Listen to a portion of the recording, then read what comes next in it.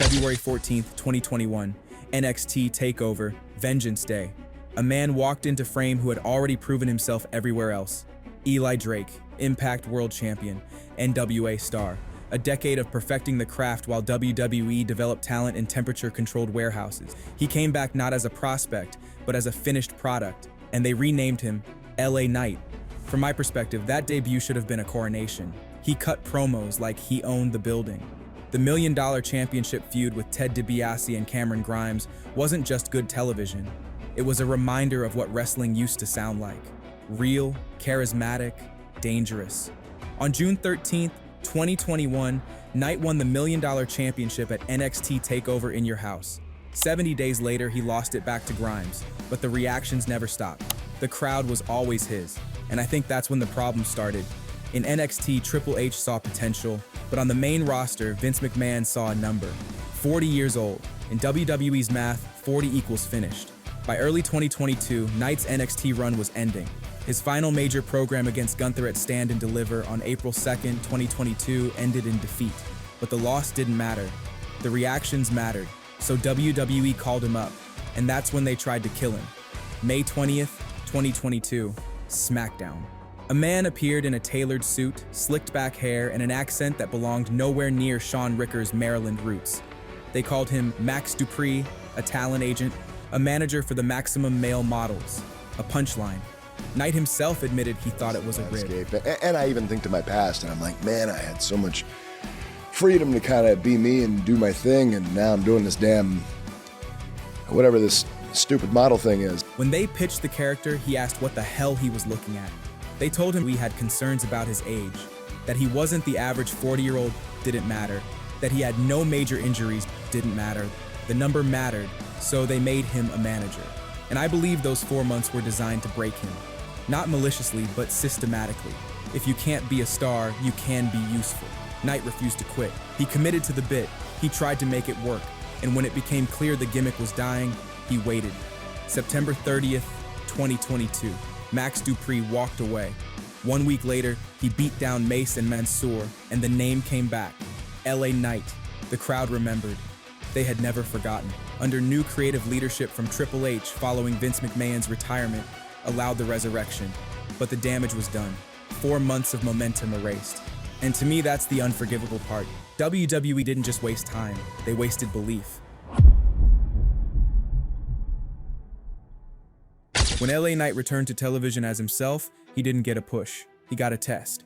How many losses can you survive before the crowd stops caring? From my analysis, this wasn't incompetence. It was a cynical strategy. WWE tests organic reactions.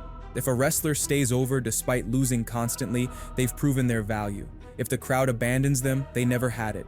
It's cruel, it's effective, and it almost destroyed LA Knight. His first major program after Max Dupri was with Bray Wyatt. Wyatt had returned in October 2022 after being released the previous year. His comeback was shrouded in mystery. Uncle Howdy, cryptic promos. He needed an opponent. Knight became that opponent. I think Knight knew this was his shot. Wyatt was one of the biggest stars in the company. Being chosen meant visibility. It meant a stage. So when Wyatt started targeting him in backstage attacks, Knight leaned in. He mocked the mysticism. He slapped Wyatt across the face. And the feud built to Royal Rumble 2023. January 28th, 2023. San Antonio, the Mountain Dew Pitch Black match. One of the most universally panned gimmick matches in WWE history. Neon body paint glowed under UV lighting. Knight and Wyatt brawled through a sponsored hellscape. Wyatt won with his sister Abigail. Uncle Howdy jumped off scaffolding and sent Knight through the stage floor. Dave Meltzer gave it 0.75 stars. Fans mocked it. Critics called it a creative disaster. And critically, it was Bray Wyatt's final televised match. He would pass away 7 months later at age 36. But here's what I believe most people miss. LA Knight was the only one trying. He carried the energy, he sold the stakes. And even in a losing effort in a terrible match, people remembered him. That's the power of refusing to let a bad hand define you. My goal on this channel is simple: to remind people why we fell in love with wrestling in the first place. If you believe wrestling is more than storylines and titles, that it's emotion, rebellion, and legacy, then hit subscribe and let's keep this fire alive together. After Wyatt, Knight entered the wilderness. He worked TV matches against mid-card talent. He cut promos that trended on social media. But WWE didn't give him wins. He lost to Xavier Woods. He lost to Butch. He lost to Shinsuke Nakamura. And the crowd started chanting his name during matches he wasn't even in. By spring 2023, something unprecedented was happening. LA Knight was losing every match and getting more over every week. Fans wore his shirts. They chanted "Yeah" in unison. They held up signs demanding he be pushed, and WWE had no idea what to do. The traditional playbook says capitalize on organic reactions, strike while the iron is hot. But Triple H hesitated, and I think I know why. Because LA Knight wasn't part of the plan. He was the guy who survived Max Dupri, the guy who was supposed to be grateful for a manager spot, the guy who was 40 years old. He was the audience's pick, not management's. So they slow played it. They gave him moments, not momentum, and it nearly cost them everything.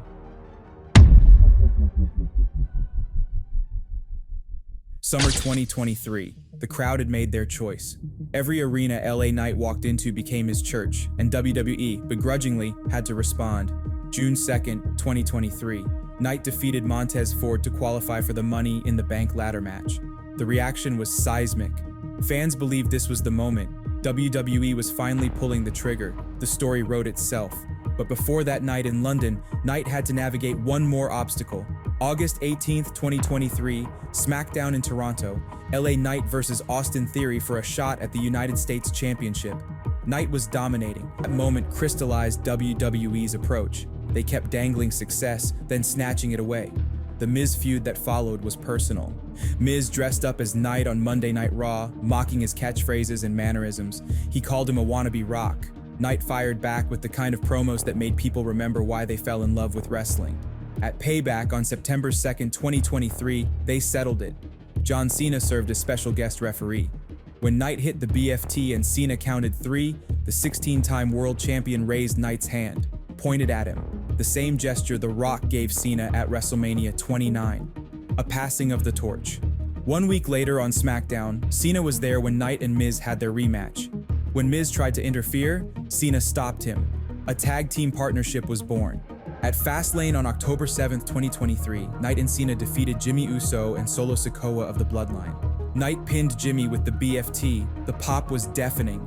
For a 40-year-old deemed too old, Knight was now working alongside the biggest star of the modern era, and I believe that partnership did more for Knight's credibility than any title.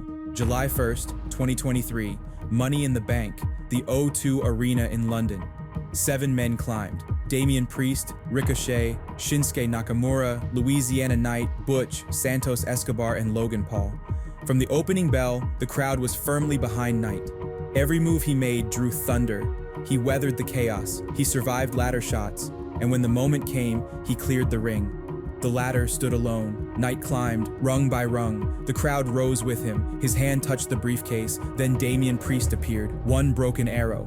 Knight crashed to the canvas. The arena gasped. Priest climbed. Priest grabbed the contract. Boos rained down. Not hatred for Priest. Rage at the decision. Social media erupted within seconds. WWE just killed their hottest star. They always do this. LA Knight was right there. The anger wasn't just disappointment, it was betrayal, because WWE had the perfect story, the perfect moment, the perfect crowd in the palm of Knight's hand, and they chose someone else. Again, they chose the plan over the people. And from my analysis, that was the moment WWE revealed they didn't trust what the audience was telling them. They'd rather stick to their script than read the room. 2 weeks later at SummerSlam 2023, Knight won the Slim Jim Battle Royal by last eliminating Sheamus. The pop was louder than anything else that night. WWE couldn't ignore it anymore. By fall 2023, Knight's momentum was undeniable. He cut promos on Roman Reigns, the undisputed WWE Universal Champion, and somehow, a title match was made for Crown Jewel on November 4th, 2023. The match was exactly what you'd expect. Knight fought hard. The crowd was behind him, but Roman Reigns retained after interference from the Bloodline. Knight stood tall in defeat, but WWE moved him sideways. Back to feuds that didn't matter. At Royal Rumble 2024, Knight was thrown into a fatal 4-way match for Reigns' championship alongside AJ Styles, Randy Orton, and Roman Reigns. Again, Reigns retained. Again, Knight couldn't get over the hump. And again, the crowd grew restless. But something was building. Arena signs multiplied. We want LA Knight. Knight equals sign ratings. Every show became a referendum. And finally, WWE gave in. Logan Paul was a problem. The YouTube star turned United States champion had held the title for 273 days but defended it only twice. He appeared when his schedule allowed, and the fans hated it. Knight saw an opportunity. Throughout early 2024, he called out Paul's absence. He mocked the part-timer narrative. And when WWE couldn't ignore the reactions anymore, they built to the inevitable. June 28, 2024, Madison Square Garden. Knight pinned Paul in a triple threat qualifier with an assist from New York Knicks star Jalen Brunson. The crowd erupted. The match was set for SummerSlam. August 3, 2024, Cleveland, Ohio, SummerSlam. Paul arrived with Machine Gun Kelly dressed as security. Knight arrived in a Prime Energy drink truck and smashed through the window. The match was chaos. Paul used brass knuckles. Knight persevered, and when the blunt force trauma connected, the building exploded. LA Knight was finally a champion on the main roster. And in my opinion, that win should have meant everything. Knight himself promised to defend the title every week, take it around the world, elevate its prestige. From my perspective, this was the moment WWE finally acknowledged what the audience had been screaming for 2 years, but I believe what happened next reveals the fundamental disconnect. Knight's first reign lasted 119 days. He never had a real feud. He defended against Santos Escobar, Ludwig Kaiser, solid matches, but no story, no heat. And here's the most damning part. WWE's most captivating talker barely cut promos as champion. Creative ignored what made him stand out. They gave him just enough to satisfy the audience without fully committing. November 15th, 2024, SmackDown. Knight defended against Berto, then Shinsuke Nakamura returned. He destroyed Knight. At Survivor Series War Games on November 30th, Knight's 119-day reign ended. Nakamura hit the Kinshasa, 1, 2, 3, new champion. And to me, that loss represented something painfully familiar. Just when Knight reached a new level, WWE pulled the rug out. The feud had minimal buildup, about 2 weeks. Nakamura held the championship for 97 days and did nothing of note. He was a placeholder. On February 28th, WWE announced a tournament. Knight defeated Santos Escobar, then outlasted Jacob Fatu and Carmelo Hayes in a triple threat final. March 7th, 2025, SmackDown in Philadelphia. Knight fought Nakamura. Nakamura tried the Red Mist, tried a chair. Knight hit the BFT onto steel and recaptured the United States Championship. The crowd erupted, justice served, but Knight's second reign wasn't a coronation. It was 43 days, 6 weeks. At WrestleMania 41 on April 19, 2025 in Las Vegas, Knight defended against Jacob Fatu, the Samoan werewolf. The match was brutal, physical. Knight countered a moonsault with a BFT. Fatu grabbed the rope. Then Fatu crushed Knight with back-to-back moonsaults. 1, 2, 3. New champion. Fatu was 32, Knight was 42, and I believe that night confirmed what many feared. Knight's championship reigns weren't about building him. They were about building others. After WrestleMania, Knight moved to Raw. He entered the World Heavyweight Championship picture. But from my perspective, it was more of the same pattern. Knight received 2 shots. August 4th against Seth Rollins ended in disqualification after CM Punk interference. August 31st at Clash in Paris, a fatal 4-way involving Rollins, Punk, Jey Uso, and Knight. Knight didn't win, and throughout fall 2025, a frustrating pattern emerged. Knight lost a triple threat number 1 contenders match to CM Punk on October 13th. Punk took the pin on Jey Uso, not Knight. But the following week, Jey won a battle royal to earn another championship shot. Jey got pinned, then immediately received another opportunity. Knight, who wasn't pinned, received nothing. October 28th, Knight lost to Braun Breaker, but during his entrance, Knight grabbed a sign from the audience. It read, "We want LA Knight, not Jey Uso."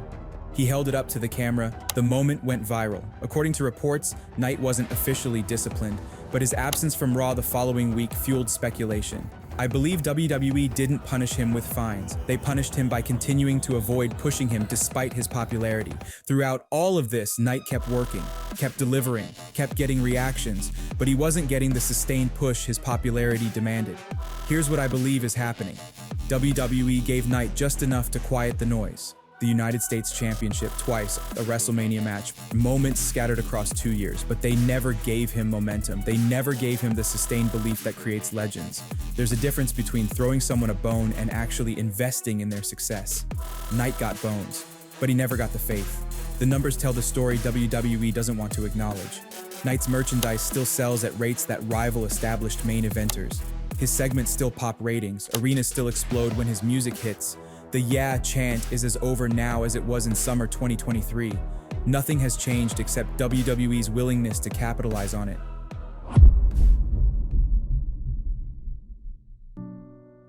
Will Knight ever be WWE champion? Maybe, but I don't think so. Not because he lacks talent, but because WWE has already decided who their stars are. Cody Rhodes, Roman Reigns, Seth Rollins, Gunther, those are the chosen ones. Knight wasn't part of that plan. He fought his way into consideration. He survived Max Dupri. He survived losses to Bray Wyatt. He survived Money in the Bank heartbreak. And WWE's response? A mid-card title run designed to elevate others. A WrestleMania loss to reset him. A world title chase that never felt serious. But here's the thing about LA Knight's story. It's not about titles, it's about survival. It's about a man who refused to let age define him. It's about a performer who got buried under a modeling gimmick and clawed his way back. It's about an audience that saw something real in a world of manufactured moments. They tried to kill LA Knight with Max Dupri. They tried to kill him with losses to Bray Wyatt. They tried to kill him by giving Damian Priest the Money in the Bank briefcase when the entire arena was chanting Knight's name. They tried to kill him by taking his championship at WrestleMania. But every time they lowered him into the ground, the crowd pulled him back out. And here's what I know for certain. You can't kill what refuses to die. You can't silence what the people have already amplified. And you can't plan around the one thing wrestling has always run on: belief. LA Knight didn't become a legend because WWE made him one. He became a legend because they tried to stop him, and he survived anyway. He became a legend because when the company said no, the audience said yes. In wrestling, the audience always has the final word, even if WWE refuses to listen. Yeah, that's not just a catchphrase, that's a war cry. And it's still echoing. Now we move from one survivor to another. The man who was the chosen one, exiled and reborn as the Scottish warrior. Click the video on screen to hear the incredible journey and find out why everyone loves Drew McIntyre.